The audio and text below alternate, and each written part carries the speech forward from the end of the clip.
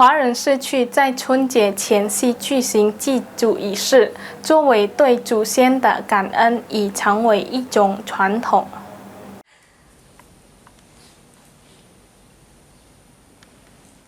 华人社区在春节即将来临时，常常进行的传统之一是，每个家庭为祖先举行祭祀仪式。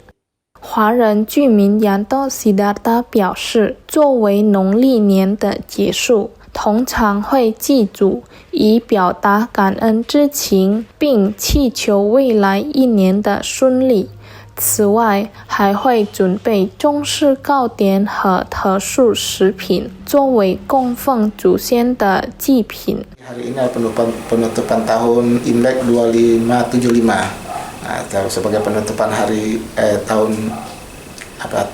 tahun kami mengadakan sembahyang leluhur sebagai ucapan syukur dan berdoa berharap tahun depan, tahun baru Imlek 2576, semua kerjaan dilancarkan, rezeki bertambah, keluarga damai, intinya kayak itu。